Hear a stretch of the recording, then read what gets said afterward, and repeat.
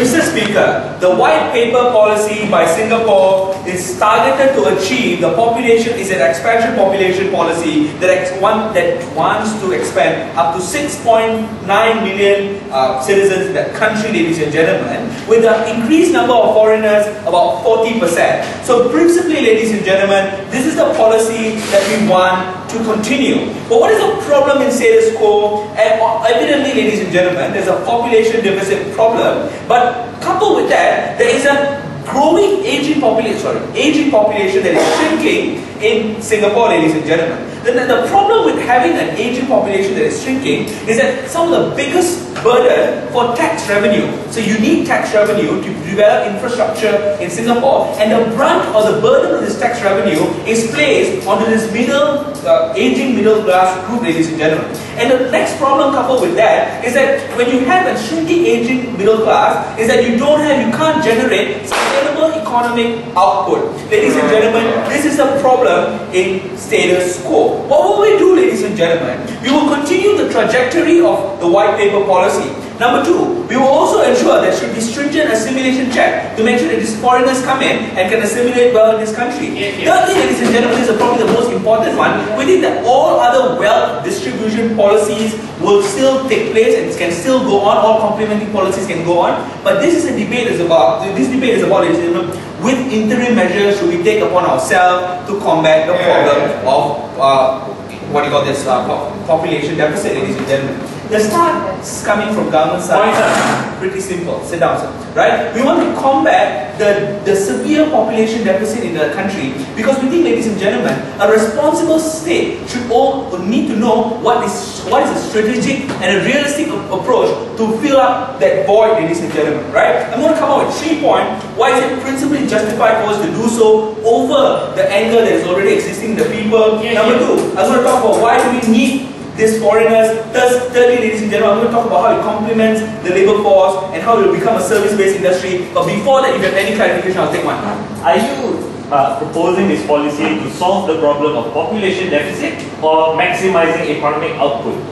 No, you have to realize, because the population is shrinking, they can't generate as much as economic output as possible, right? So it's a hand-in-hand problem. And you have to realize we are addressing the problem of population because the lack of population has also resulted in this, right? You can't expect certain numbers to fly in. But more important, ladies and gentlemen, why is it principally justified for us to carry out this policy?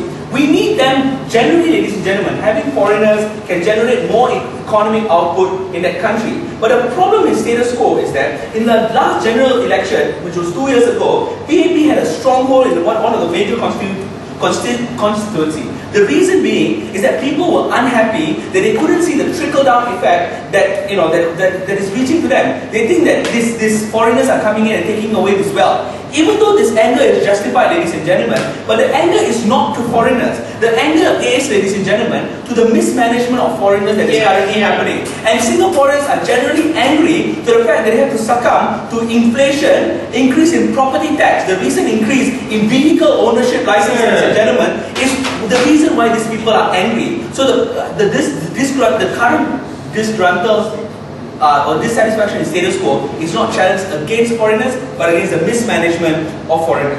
But let's deal with the next idea, ladies and gentlemen. I'm giving you points so that the clashes of the debate start early. Why do we need these foreigners, ladies and gentlemen? Because this is aging population. We think we need to inverse the pressure that is currently existing in status quo. In status quo, we think because there's an aging population, women are more forced to focus on their work, ladies and gentlemen. As a result, they can't bear many children, right? That's a problem in Singapore. If you don't know, you probably read up more, right? Because there's a bigger aging population. This aging population are faced with the brunt of the tax revenue, ladies and gentlemen. And we need these individuals to come in to buttress this responsibility. Because we think, ladies and gentlemen, because of the lack of foreigners coming in, the labour force in Singapore is largely shrinking, ladies and gentlemen. And decreasing in labour force also means that decreasing in any form of productivity in any form of industry, ladies and gentlemen, right? The problem is this, right? and the burden is highly placed on people like newlyweds, right? When they have to start a family, but they have to, they have to face so much burden because the cost of living in the country is extremely high, coupled with tax policies, ladies and gentlemen. We think that the problem is democracy is about letting states take out important information, important decision on your behalf. Like people elect government, ladies and gentlemen, not so that for the right policy, but to trust that the government will do the right thing on your behalf. I think in status quo, people are dissatisfied because they can't see the larger picture. They can't see the trickle-down effect. They can't see the cost distribution, ladies and gentlemen, and that's why it's extremely problematic. Well, last one, I'll give you a chance. No? Okay, last year we had this problem with the MRT where immigrants were not treated fairly and locals were treated better than them. Don't you think with the current ruling party and the suppression of dissent, immigrants will be marginalized within this country? That's why we already have assimilation checks. You see, my case makes sense the more you start to rebut with it, right? But the last idea is this, right? Ladies and gentlemen, the service-based industry is something that is very important that we must complement, ladies and gentlemen, because we need contributing members of citizens in that country, right? With a growing population deficit, ladies and gentlemen, there is a big void in essential services like nursing, bus driver, and so on and so forth. Given the fact that Singaporeans are generally think that they're over-educated, ladies and gentlemen, they're extremely capitalistic. They will not settle for this job, and at the end of the day, the burden or the gap will still exist. You somehow need to deal with this problem, ladies and gentlemen. We think it's opposition burden to show how this problem will work. But another problem is, ladies and gentlemen, having contributing members of citizens also means that you have more skilled laborers, that you have more lecturers, more economic analysis coming in, ladies and gentlemen. As a result of that, you can educate and you can complement the approach that Singapore is trying to do with their students, right? That means the better will get better. As a result of this, it's the most obvious economic advantage. You increase the standard of living of the country, ladies and gentlemen. That's how you increase it. If there's a void, there's a gap between the rich and the poor. If there's a void, ladies and gentlemen, the vicious cycle will always continue and the middle class won't be able to improve. To improve all this, ladies and gentlemen, we beg you to propose.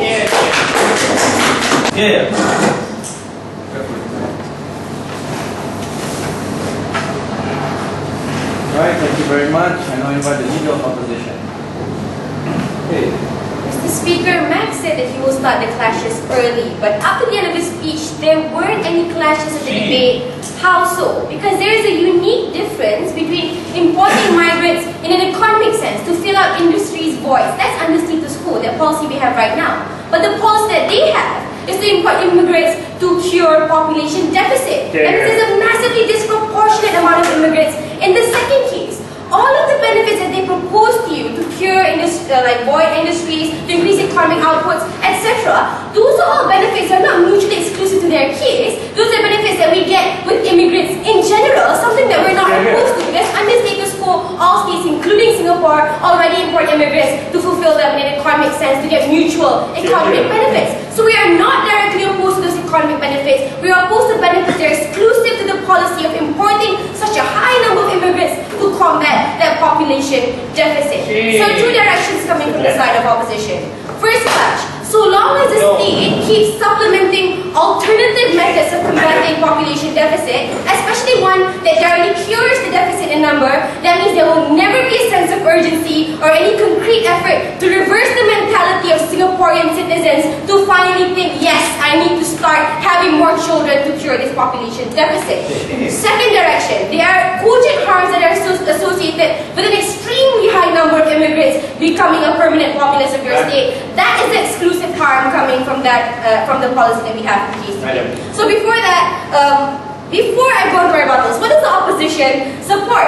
Firstly, we agree with their problem statement, right? Things like the reason why we have that mentality of Singaporeans not having a lot of children is firstly they're prioritizing financial prosperity. They must be economically balanced first, and then secondly, children are an economic burden. So therefore, we propose policies such as having financial incentives and tax breaks on parents that directly clashes with those financial burden that created that mentality in the first place. Secondly, the genesis of the problem is actually quite extensive because in Singapore, you have things like housing is extremely expensive. expensive. So we want to do policies like restructuring the housing market to ensure that bigger estates are affordable to families in general, and etc. We'll still fulfill education, we'll still fulfill campaigning, but the end goal is always directly targeting the mentality that is existing in order to cure the population deficit.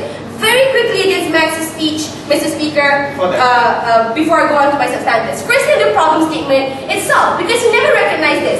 The underlying problem is the mentality of the Singaporean citizens who don't want to have children. But here's the thing, you want to reverse an individual's mentality. But here you give them a quick fix where they will never suffer any harms because your solution directly counters the harms that they will suffer with the amount of numbers. This is the amount of population deficit. Here's the amount of people who will enter Singapore. Therefore, they never have any urgency to reverse that kind of mentality and cure that problem making in the first place. Your alternative creates no impotence for them to cure the mentality. But secondly, their point on dissatisfaction under status quo can be dissuaded. It's not even a substantive. He's just telling us the harms on the status quo are not that bad, Mr. Speaker, so you shouldn't really credit it as positive matter. But they say this, they're not angry with the foreigners, they're angry because of the mismanagement of foreigners. Okay, let's take the Singaporean government at their best case scenario, given equal rights and treatments and etc., Mr. Speaker. The harm is in job opportunities being stolen away even when all else is being equal. And that's the substantive I'm going to forward to you that explains why hostility will be embedded within the Singaporean social fabric between them and the extremely high number of immigrants that is existing. Before I move on, yes. So the void that exists within the middle class in terms of economic contribution, according to you, that can't be erased. So therefore the white paper policy that was passed for Singapore was just purely a numbers game. What are you saying? What economic sense and population void is under status quo already a working policy in order to get those numbers going anyways. But you want to change the perspective of importing immigrants. That means you're importing them for numbers in itself, for numbers per se, to increase the number of populations within your national borders. That's a significant difference that you need to engage with, because all of your scenarios are not exclusive to that scenario. Let's look at firstly impact analysis on the social structure of Singapore. We're going to analyze the flow of workers and what an extremely high number of immigrants will do on two levels. First, let's look at low-skilled jobs and low wages. You create insane competition because with these immigrants who travel for economic opportunities, obviously Singapore provides higher economic standards and more pay. These are individuals who are willing to settle for lesser pay in order to get the job. This is comparatively higher pay than what they get in the origin countries, and they're significantly more desperate for any level of income because there's no welfare support from the government. But here's the problem. Singapore is not a zero poverty nation. They're far from it. There are still many low-skilled workers in Singapore who are high school dropouts and requires those job opportunities. Your populace of a high influx of immigrants makes it a necessity, makes the job opportunities being thrown away when it in itself becomes a necessity, because those low-skilled Singaporean workers need to become part of the burgeoning middle-income class. Therefore, these low-skilled jobs have to be a stepping stone for them to economically self-actualize before they can consider better jobs and better education. But there's absolutely no competition when a Bangladeshi can come and say, I can become a cleaner of that toilet, as opposed to the Singaporean citizen. But the second level, on the high-skilled jobs and high-skilled wages, what you're creating now is an immensely increased pool of available human resources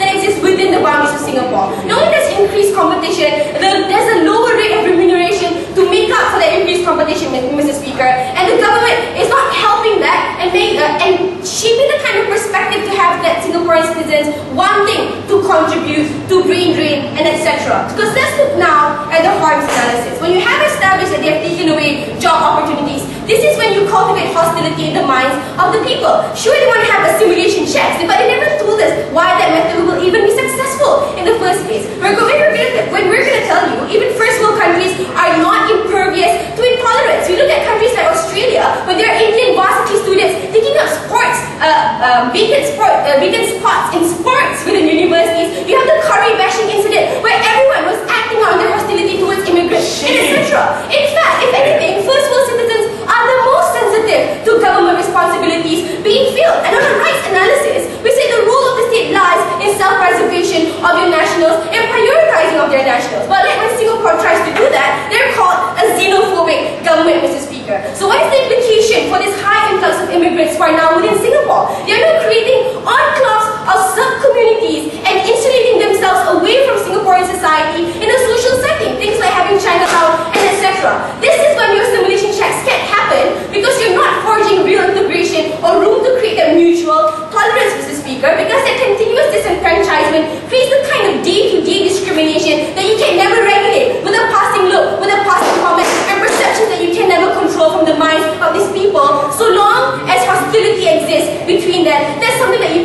change when there's an extremely high amount of people competing for the same rights within the borders of those countries. For all of those reasons, we are very proud to propose.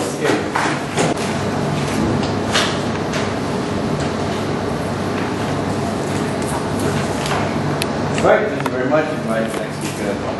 See, being the only Singaporean in this room, I actually know what the debate is about. And the burden side opposition wants to put aside government is completely preposterous. Show us why you want more people for the sake of having more people. Oh, but by the way, all the benefits that you talk about in terms of the economy don't count because those are things that we already do anyway, ladies and gentlemen. No, the problem with the population deficit was a problem with the economy. It was a response to how we manage our economy all along, ladies and gentlemen. That's why the controversy even exists. So the first question let's ask in this debate is, what is the debate about and what are the burdens on both sides of the house? Basically, I think that we have to defend this idea of why should we just naturally have like foreigners as citizens and what are the reasons for that? And we told you, the whole point of this debate was regarding the white paper policy that was discussed in Parliament that raised the issue of number of individuals to 6.9 million people. That is to address the population deficit as the government put it across to its people to try and convince them that we need to bring these people in. This problem is not one that is just about filling in the numbers of our country and trying to make them citizens. This problem is an economic one. This problem is about having an aging population that we cannot then support, having the inverse amounts of pressure on the working class, which is every day shrinking when women are not having children in themselves. So that's the debate. And my completely dismiss all of that analysis as to why we need foreigners within our country, why we need to fix the population deficit by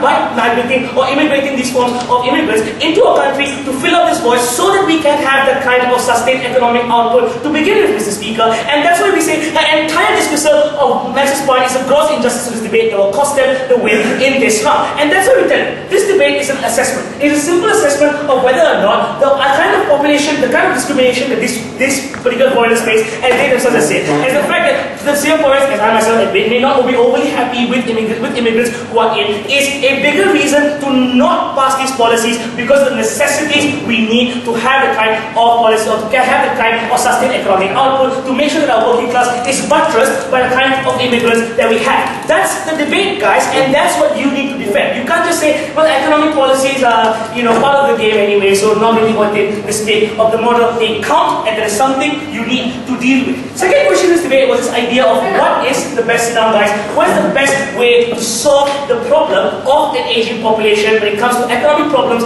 that Singapore faces. And her point was very simple. If you do this is a quick fix measure that allows for individuals to not address the real root of the problem. One, the reason why methods like incentivizing women to have more children, which Max clearly outlined for you in his policy setup, are not mutually exclusive to our model. We are fine with having those things in tandem. The reason why they will never be enough is that in order for anyone from the next generation to be of working age and contributing to the economy, it will take the next 2 decades, ladies and gentlemen. We told you, this is important for us to have as an interim model to support the economy while we get these mechanisms in ways so that the country's stability and output would increase and not suffer overly tremendously. But secondly, they said this would reduce any form of impetus for the government to do the right thing when it comes to addressing the problem. No, again, the beauty of Max's first point, the fact is, with every immigrant that you import to within the country, the government faces a problem with political capital, with the individuals not being overly happy about them coming in. So the government realizes that it cannot use this solution as a need-all or a be-all end-all to the problem. It is not a panacea to the problems that Singapore faces. It is something that can only be used in the interim while they figure out what to do with the root of the problem, Mr. Speaker. And that's why we say this idea that, it's only going to be a quick fix mentality, the government will get complacent, the government will not do anything to solve the problem, is a lie and is not something that should be believed on that side of the house. So we ask ourselves the question, how do we best solve the problem with the economy, with the population deficit, which is an economic problem, guys, is to bring in foreigners, is to bring in immigrants who can then buttress our population to begin with. And we further substantiated it to you in Max's speech. I'm going to take it one step further. The idea is, at the end of the day, individuals who vote for the government don't vote directly for the policies that they pass. They vote for the governments to make the more important decisions among crucial times because the government isn't handicapped by the personal constraint that an individual has to see, aka the competition, aka the fact that your job may or may not be there. But in the largest scale of things, the fact that in order for your economy to sustainably grow, it is important. And that's why it says it's perfectly fair and democratic for the government to sustain. It says continue the policy, guys. The policy that was already passed, the white paper policy to bring in more population to the country itself is important. That's why I think it's principally fair for us to continue this model. Before I go on, Mike. Look, all nations already accept immigrants without doing so to cure population deficit. So your benefits are happening on your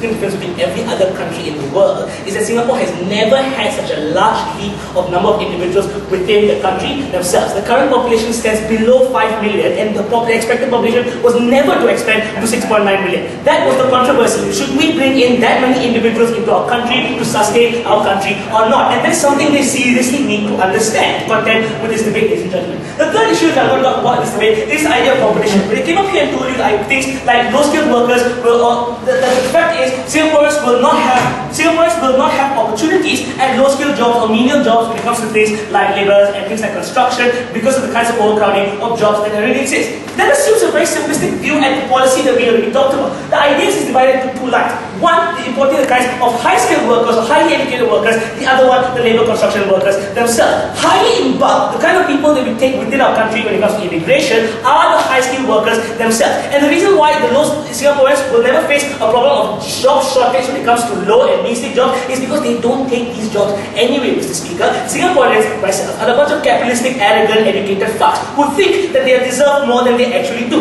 So the problem with that is if these individuals don't find these opportunities within Singapore, they will migrate and they will not stay. That's why we think that the kinds of labour, the kind of construction markets are so widely open for individuals, and that's why essential services is such a void within Singaporean economies themselves. That's why we need individuals to come in and buttress that, to fill that void, Mr. Speaker. Something we told you, again not rebutted on their side of the house. So is it raining through the competitions and the competition will stifle out the kind of Singaporean crowdedness? No. But secondly, it's also the idea that we told you. If you're talking about infrastructure problems like the MRT breakdown, we think that's a very simplistic way of looking at it. Because if you're looking at it as infrastructures can only be constant as of right now, therefore having more people would be a problem. Yeah, I agree with you. But the point is, with the increased flux of individuals within our country, the amount of money you have to invest within infrastructure within Singapore, like the plans to expand railway networks into multi-cross stations and multi-coloured stations, is something that we can to support the current infrastructure and support the problem anyway, Mr. Speaker. So we don't think the infrastructure of Singapore is unable or not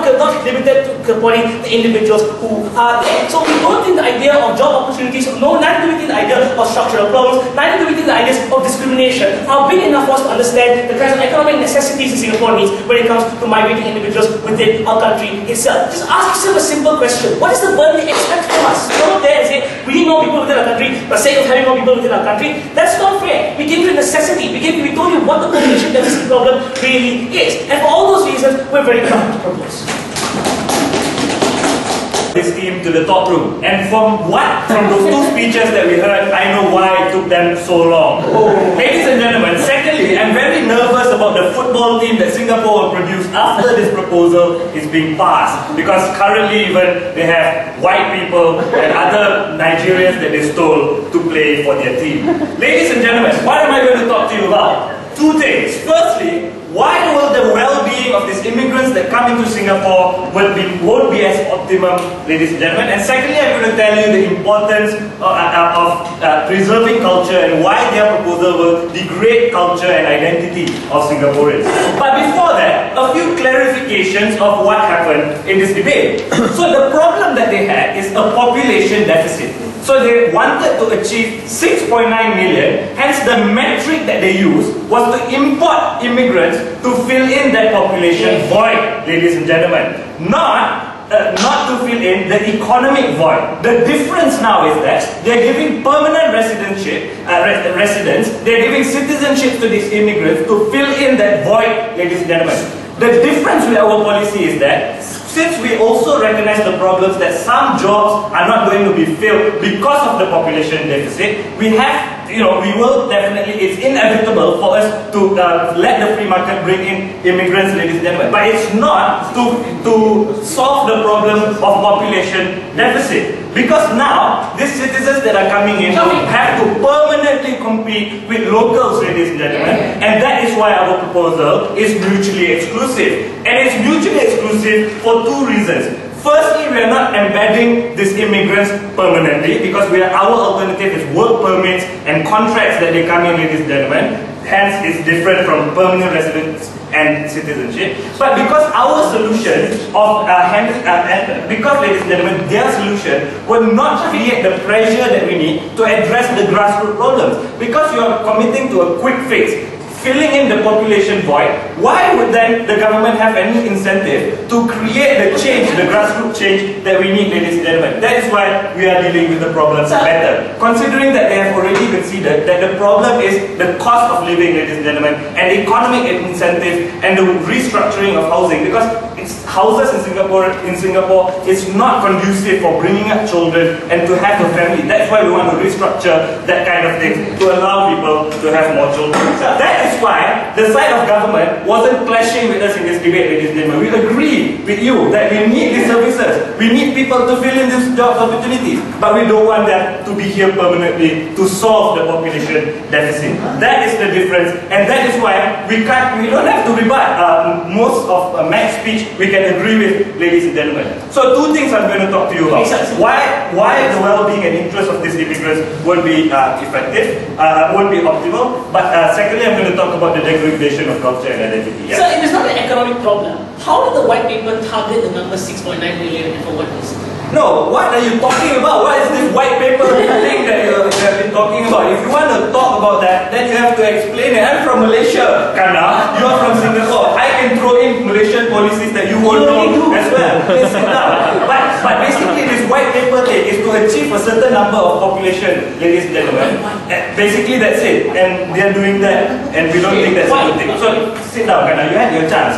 You should have told Max to explain the white paper thing. Probably two Malaysians will be able to understand each other better. Firstly, yeah, I don't know, Max. I bet you don't know too.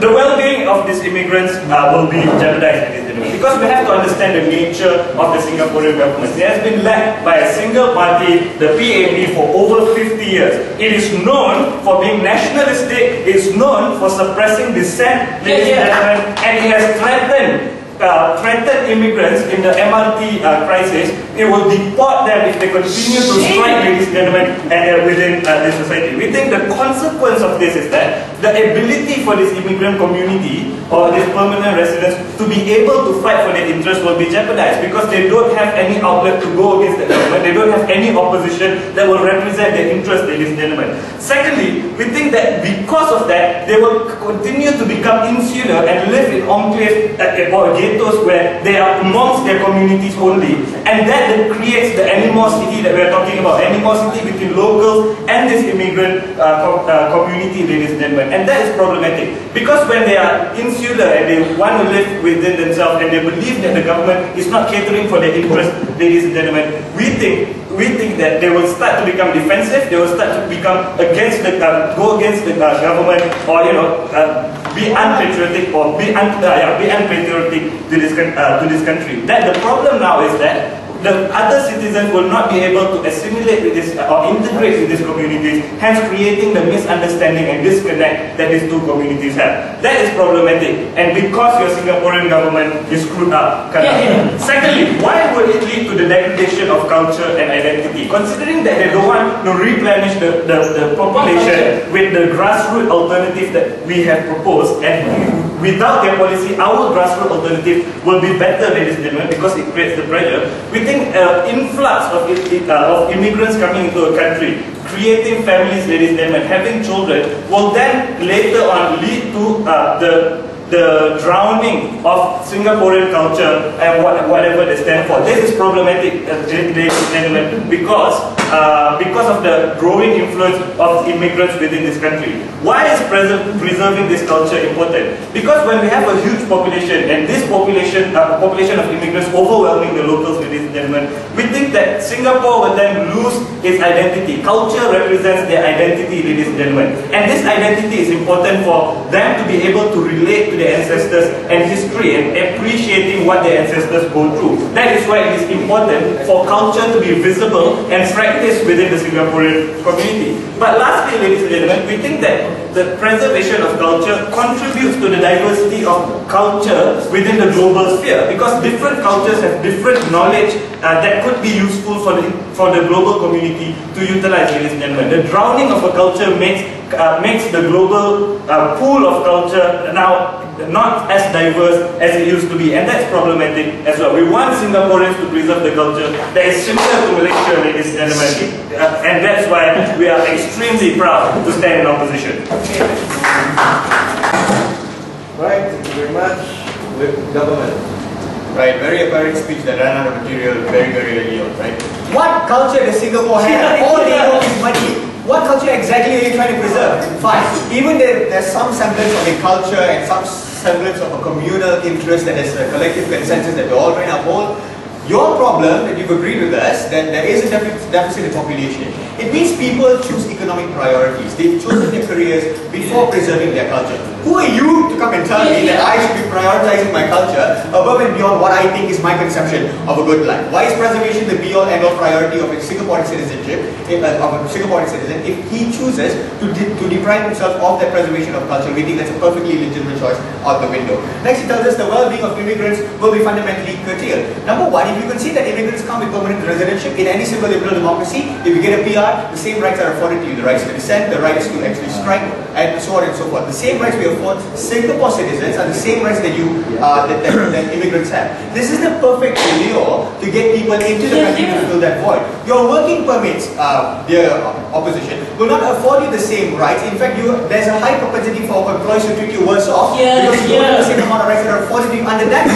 So we think under your model of trying to solve the deficit problem, when you have working permits, you can be treated far off worse. And here's the clincher: you can't do anything about it. That disincentivizes people forever wanting to come to Singapore, knowing that we have a chaos of bunch of people like the Singaporeans. Moving on, they tell us that competition, everyone will not be able to work. But obviously, the 6.9 million was predicated upon a yardstick that the state used based on its necessity. Not just because we like more people on our island, guys, right? They obviously got the number from somewhere. That's the same assumption we have to make. You can't just come and tell me that not everyone will be able to fill in these jobs. Even if you're right and competition will be there, we think that's fundamentally a good thing, right? Because at the point in time in which the state decided to pass its white paper policy where the 6.9 million was the target, it was obviously based on the assumption and calculus of a responsible state that these are the amount of people we need to fill in a void that was by the purview of the state a necessity, Mr. Speaker. So that speech was almost a non-existent speech on that bench. 3 clash points. Number 1. Is this really about economics? Number 2, the time-sensitive issue that Skana spoke about, that largely went untouched. Because we need to educate and have a functional middle-class society all over again. It's going to take time that the Singaporean government does not have. That's a problem that they don't want to deal with. And thirdly, the essential services and whether we really do good on things like Chinatown. Because according to them, Chinatown only have Chinese people, right? So that's something that we'll debunk later on in our speech. Firstly, contradiction from mine. If this debate is not about economics, and if there's an economical void, we've already solved that, then why is mine trying to change the mentality of Singaporeans if there is no real problem to solve? That's the point. If you want to change the psyche and mentality of Singaporeans to alter the deficit of population or whatever, but there's no real necessity since we're already filling up our economic voids here and well, why exactly then would there be an incentive to change any form of any forms of economic policies or to change any form of mentality that the Singaporeans might have if everything is well and dandy? We never got that. So the question then, Mr. Speaker, and how you adjudicate this debate is one, that is which burden is fairer? One that is assumed by this side that there's no void and there's no economic deficit, that it's just a pure numbers game, and that's a burden that we were supposed to defend all along. Or rather, agree with us that there is an economic divide, there is a 6.9 goal, and then come and tell us why having more and more immigrants in the country, regardless of the void, is still problematic. That was a much more fairer burden to defend on this side. So firstly, why is this about economics? We told you, if there is a population deficit, by virtue of it being a population deficit, it just doesn't mean that your numbers have reduced. It means that the number of contributors and the number of functional people who are of utility to the state have reduced as well. Under this model, you can't just simply come and tell us, well, if that is the case, we'll solve it anyway. By that logic, Mr. Speaker, assuming a scenario does exist where there is a huge void within the middle class, within the working class, they are fine with bringing in more and more immigrants to fill in that void, assuming that problem exists. So we think on the principle level, they fundamentally agree. Not yet, Jeffrey, sit down. Next, we told you that this is time sensitive. Accruing the idea that there is already a void within the system where the working class is fundamentally reduced and we need more people to come and fudge the system to make it a more sustainable economy, what do you do then? They told us that we will build enclaves, there will be xenophobia and we can't do this. Guys, that's not an argument to bring in a higher number of immigrants. That's an argument to just stop immigration per se. Because every of batch that comes in, as far as immigration is concerned, are always going to have starter problems with assimilation. They will always want to group with themselves. That's why you have Chinatown, I agree. But it doesn't mean that these people will never be able to break up and assimilate. Bring in people from China if you must, right? They're all Chinese and Singaporean anyway. You don't think assimilation will be a problem. But the second clincher is this, Safiq Nadia. It's time sensitive because an economic stability is predicated about what you do now and how you execute your problems now and how you solve them. To educate a working class of Singaporeans in order to solve the deficit population internally will take you 10 to 20 years before you punch out more babies, educate them and make sure they're functional. We're fine if you want to do that. But the problem is, what are you going to do in the interim between those 10 to 20 years and how do you solve that particular problem? Telling us xenophobia and having assimilation problems isn't really an issue. If rights is your issue, fine, give them more rights and give them the will to dissent. We think proper trade-offs can be established if you fundamentally tell us that we don't give them the right to dissent against a government. It's a reciprocal relationship, we think. If you really need them, and if the reason they don't want to come is because you won't treat them well, then we think the state is already a self-regulating mechanism where states can change the way they treat their neighbors. We don't see a problem with this. Thirdly and finally, thirdly and finally is the idea of essential services. Now, they try to debunk this idea that it doesn't really exist. Even if, guys, this problem doesn't exist, you have to ask yourself, what is the perfect pure definition of a population deficit? Is it a word that just because you have a statistical balance sheet that shows you that initially this was my population, we had 2 people died and now we have a population deficit? No. Obviously it means there is a void of necessity that is fundamentally there. In most situations, economics theory 101 teaches you that population deficits mean the biggest amount of void will always be within your essential services. Why? Singaporeans are educated. Singaporeans are capitalistic in nature by far and large.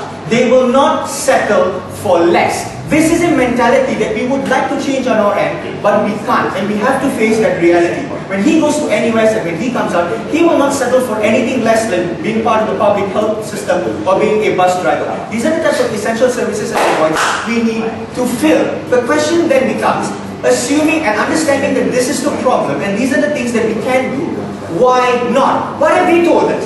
Xenophobia, assimilation, the right to dissent, and all these other problems will be fundamentally a big issue that will be hindering this issue. If that is the case, then tell us how else do we fill in that void in the next 10 to 20 years. We're very proud to propose.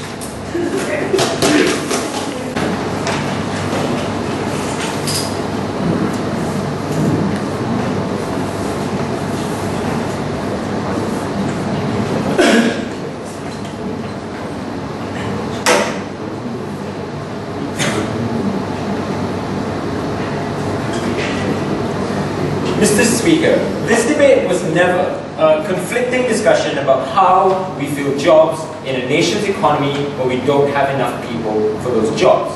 The side of opposition agreed right from the get-go that we agreed that you cannot expect us to defend a policy whereby we allow factories and all these manufacturing facilities to run vacant.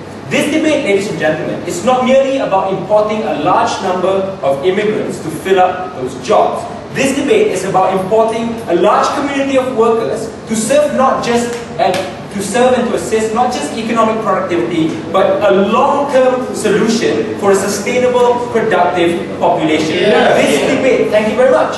This debate is about a long-term solution to population control. But the first clash in this debate comes when we counter-propose by saying, look, we'll still allow immigrants to come in, but we'll have them on contracts and we'll have them on working visas so that when they work, they can go back home. Right. But apart from that, we work on increasing that population. So I have 3 points of clash in today's debate. Firstly, how do we ensure a more productive and sustainable economy? Secondly, how do we increase the Singaporean population? And thirdly, what are the social ramifications of this model? Before that, no, not yet. Firstly, how do we precipitate a more productive and sustainable economic output? The Prime Minister said two things in his speech, and the Deputy Prime Minister pretty much reflected that in his. The first thing is, ladies and gentlemen, that importing immigrants will help bolster the shrinking Singaporean labour force and improve economic output. Duh. Secondly, these immigrants will fill up vacancies largely concentrated in services, manufacturing and production, and this will allow Singaporeans to fill jobs in higher echelons, and this expands a vibrant middle class. On the first idea, Mr. Chair, on the premise that immigrants help economic output and take up lower class jobs. That's a self-proving argument, Mr. Chair, a bit like what the Singaporean government is. But we think, ladies and gentlemen, that the void in these jobs would obviously be filled by immigrants who are desperate for work. But we have three responses. The question is whether or not this creates a sustainable economy. Firstly, we told you that your policy is not long-term. Your policy is simply to import a large number of people into the economy. Now, here's the problem with that. Because you don't require long-term productivity, these immigrants are more likely to keep or to channel their incomes back to their homelands, or to keep those incomes to send back to their families, and they will not be spending it on the Singaporean economy or a lot of it in Singapore, because they know, ladies and gentlemen, that they won't be there very long. So a large number of the income that you give back to these individuals will not reverberate back into the economy, because they're only going to be there on a contract or on a visa, so which means they'll go back in 4 to 5 years. So that harms your economy already. On a second level, we told you there's a problem with things like job attraction.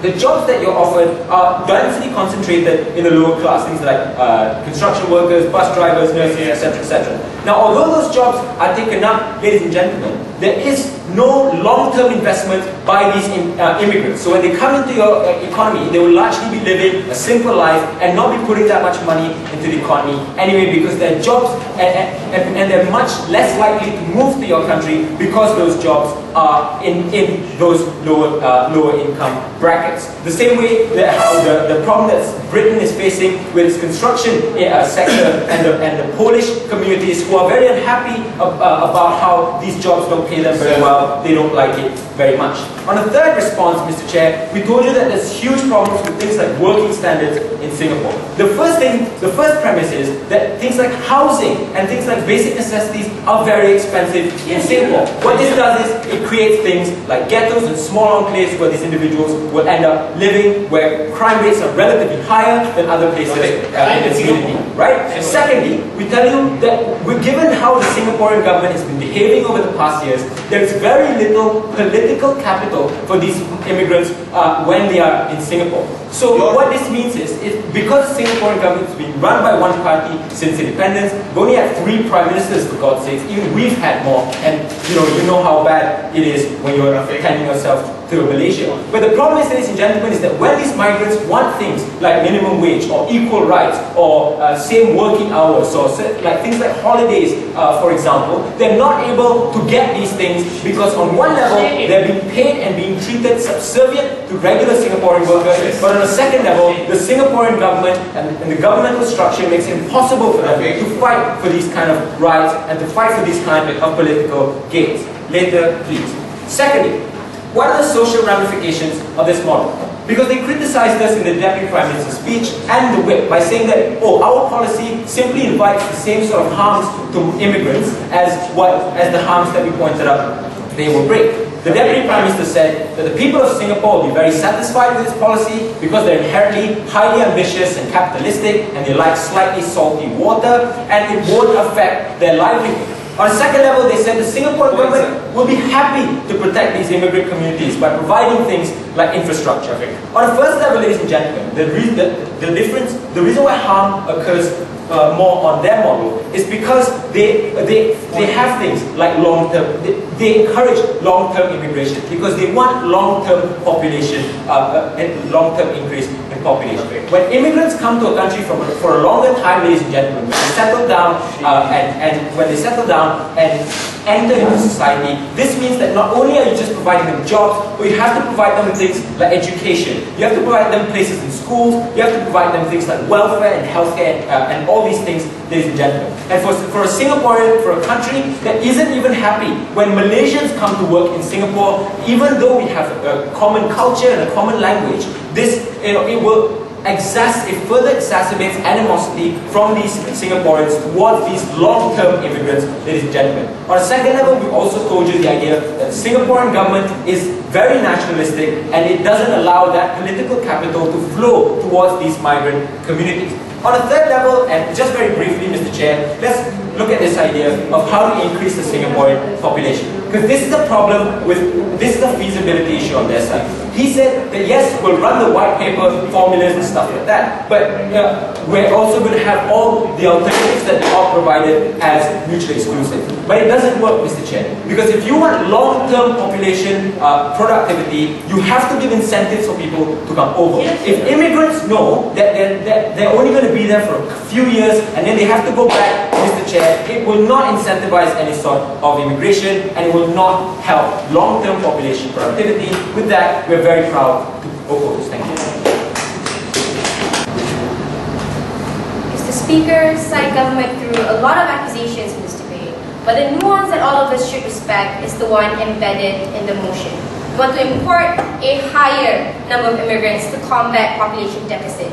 The word higher means the government is not required to propose status quo. They're required to propose importing more numbers of people than in status quo. So the debate boiled down to a messy point. So what is the difference between their policy and the actual status quo? Because some opposition said, in my first speech, there isn't. Because firstly, economic benefits in general from importing immigrants are achieved under our world that we defend. So we had no choice but to agree because under status quo, people have immigrants, they bring economic benefits. But secondly, the harms of population deficit. We agree. That's why we told you how to solve it better under our model. We agree with necessity. So debate 101, when we tell you that you're giving a self-proving case, I give you a new clash, you guys should rise to the occasion. Because he kept saying it's not a fair burden. But what's not fair about it? Opposition gives you exclusive harms associated to a significantly higher number of immigrants. You give exclusive benefits associated to a higher amount of immigrants. Yet your benefits applies to immigrants in general existing, even without your policy being brought into this debate.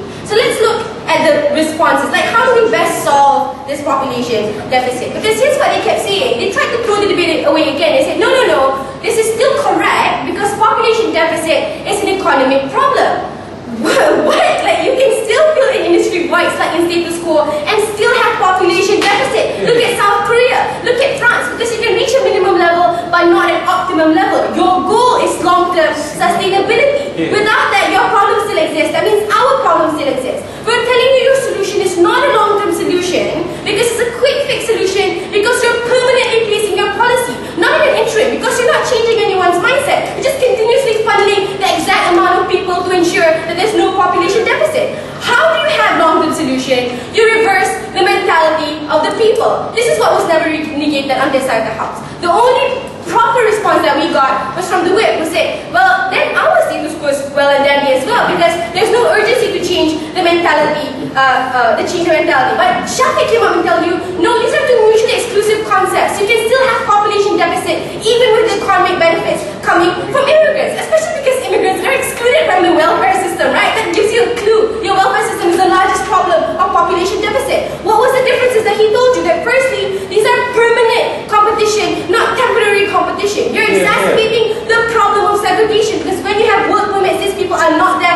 to permanently compete with these individuals. So the problem still exists. You're denying it and you're not solving it because you're telling us status quo works fine, and we agree with you. Mr. Speaker, let's look at the benefits.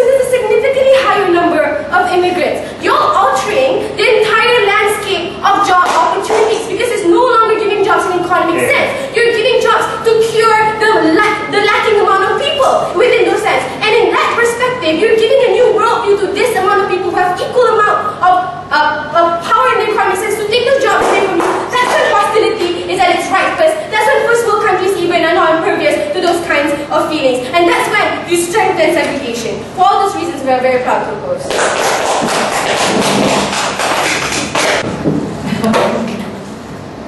Right. And the reason why the motion says higher is because Singapore is already taking foreigners right now. Its projected trajectory was a significant jump, and Max told this very clearly, to 6.9 million, where the population hasn't even reached 5 yet, to an almost percentage of half of foreigners.